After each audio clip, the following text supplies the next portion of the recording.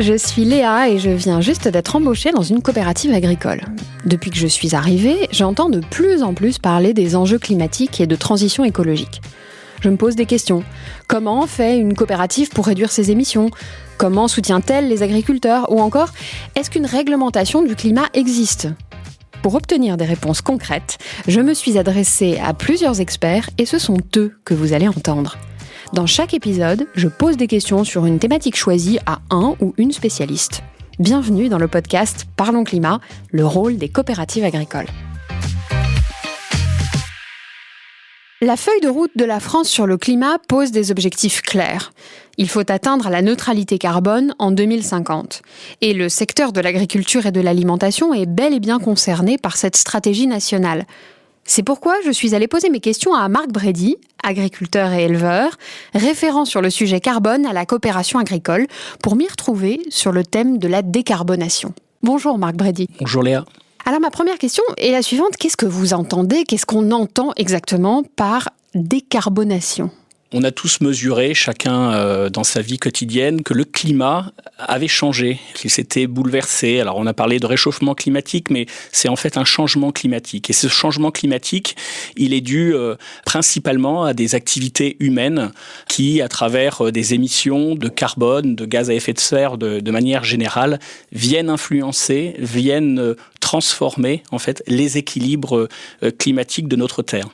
Donc la communauté internationale en a pris conscience et a décidé collectivement, dans la difficulté parfois, mais a décidé de trouver un chemin d'amélioration sur cet impact, un objectif de neutralité carbone par rapport à nos émissions à l'horizon de 2050. Et est-ce que ces objectifs climatiques pour la France vont impacter les coopératives ? Elles vont impacter les coopératives parce que les coopératives font partie des acteurs économiques et donc tous les acteurs économiques vont être concernés chacun dans leur domaine.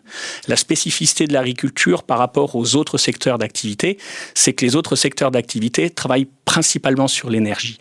On aura tous à diminuer notre impact. Donc, pour la France, c'est être en capacité de diminuer, de diviser par 6, en fait, les émissions que nous avons jusqu'à maintenant. Dans le même temps, être en capacité de multiplier par 3 ce qu'on appelle les puits de carbone, la capacité à capter le carbone par les plantes. Et puis, sur l'ensemble de nos activités, c'est de faire en sorte que l'énergie que nous consommons, ce ne soit plus une énergie carbonée, mais une énergie décarbonée.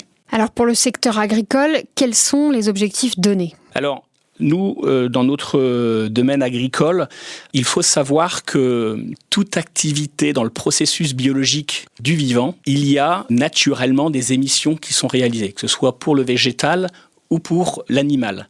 Donc, c'est une composante à part entière du métier que nous faisons. Nous émettons naturellement du carbone.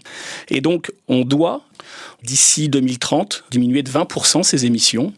On doit, d'ici 2050, diviser par 2 ces émissions. Donc, on voit que c'est cranté, mais c'est progressif, mais on y va tout droit.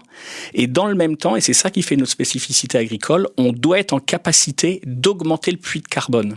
À travers la photosynthèse, nos plantes sont en capacité de capter le carbone qui est dans l'air. Et là, on a aussi un vrai rôle que les autres activités économiques n'ont pas. Donc là, on est très attendu sur ces questions-là. Et puis, on parlait tout à l'heure d'énergie décarbonée. Eh bien, à travers la biomasse de nos plantes, eh bien, on va pouvoir aussi proposer une alternative aux énergies fossiles. Mais comment faire collectivement ? Alors, en fait, il faut partir du territoire. Toute activité agricole a lieu sur un terroir et nos coopératives sont attachées à ce territoire. Et donc, on reprend en fait les activités qui peuvent avoir lieu à un certain endroit et puis regarder ensemble comment les actions de décarbonation peuvent avoir des implications les unes par rapport aux autres. Et c'est une des missions de par nos activités. On a une vision quand même globale et on peut regarder comment ces actions de décarbonation peuvent avoir un impact. Et l'objectif pour nous est de permettre quand même à ce que ces activités agricoles sur les exploitations permettent d'augmenter, d'améliorer cette résilience économique parce que pour chacune des exploitations, ce sera des pratiques nouvelles, ce sera des façons de travailler différentes de ce que chacun des agriculteurs a pu faire depuis le début de sa carrière. Donc, il s'agit là de remettre une forme de cohérence économique autour d'un objectif écologique. Merci Marc Brédy. Gaz à effet de serre, décarbonation, résilience des systèmes agricoles et économiques. Grâce à vous, j'y vois plus clair sur les objectifs à atteindre. À bientôt pour un nouvel épisode.